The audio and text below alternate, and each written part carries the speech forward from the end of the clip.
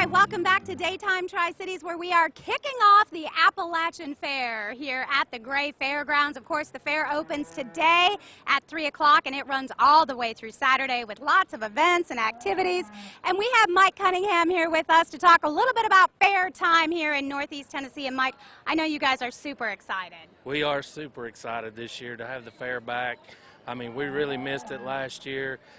All these kids missed it last year. You know, they worked so hard getting their animals ready for this show, and then to have it canceled for last year, there were a lot of them that were very disappointed. So we're glad to have it all back this year and look for an exciting week. The weather looks great, so got some great concerts lined up. So we're very excited for a good turnout this year. Yeah, one thing about the fair, you have so many things for all ages. Everybody has different parts and pieces that they enjoy, everything from live music to the U.S. Army parachute team, the Golden Knights coming in.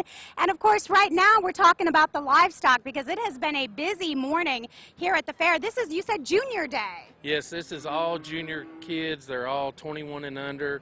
Most of these kids are either in 4-H or FFA at their high schools. So, you know, they work hard all year getting their animals ready. This obviously isn't the only show they come to, but we are a regional fair, so we pull kids from, you know, other states, North Carolina, South Carolina, Georgia. We got some Florida people here, so, you know, we tend to pull in a bigger crowd. So, and tonight we give away a scholarship for the top showman. So they're pretty excited. You know, it's going to be a great day. Yeah, we got to talk to some of them earlier, and they were so excited, getting everybody ready.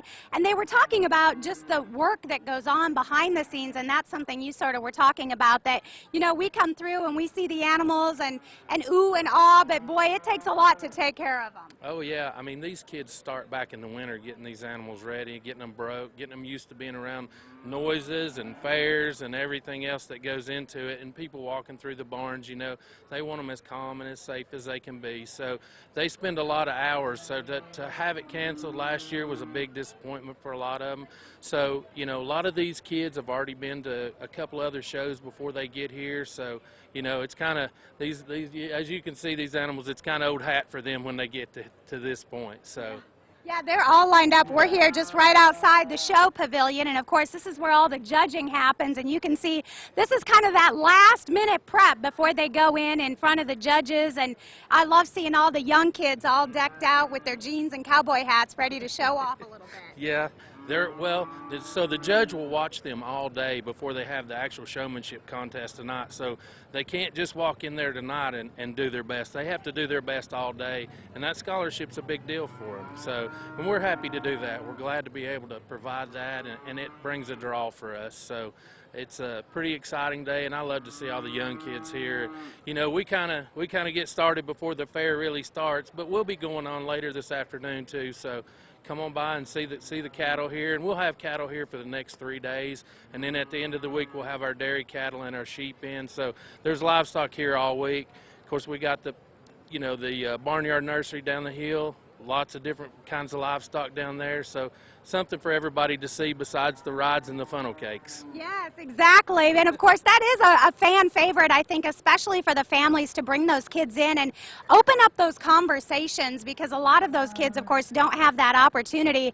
And then you've got that Barnyard nursery, and that is always just a huge success. Kids love that. Oh yeah, the duck's sliding down, and Happy the duck will be walking around, you know, kind of our fair mascot, so he'll be walking around. But you know, it is important for a lot of these kids that don't understand where their food comes from, that it doesn't come off the shelf at the grocery store. It starts way before that. So it is a good educational thing to bring the kids down, not just for the rides, but, you know, walk them through the barns and help them understand where their food comes from. And I love the commercial buildings too, where you've got the tallest corn and the biggest pumpkin and the squash. I mean, it really is such a community draw, something for everyone, Mike. Oh yeah, and a lot of these kids here, you know, you saw them bringing in their cattle yesterday, but they were also carrying their pumpkin up to the FFA building, or their eggs up there. So, you know, they do more than just the cattle. So it is a good draw, and like I said, it's a very educational thing for kids to understand where their food comes from. Well, Mike, I know you've got a busy day ahead, so we'll let you go. Thanks so much for joining us. And don't forget, of course, the Appalachian Fair continues through August 28th. That is Saturday. Gates open at 3 o'clock today. We haven't even talked about all the carnival rides and the games and the food, so that's coming up a little later on in the show. Don't forget, for more information on the different events and concerts, you can go to AppalachianFair.com.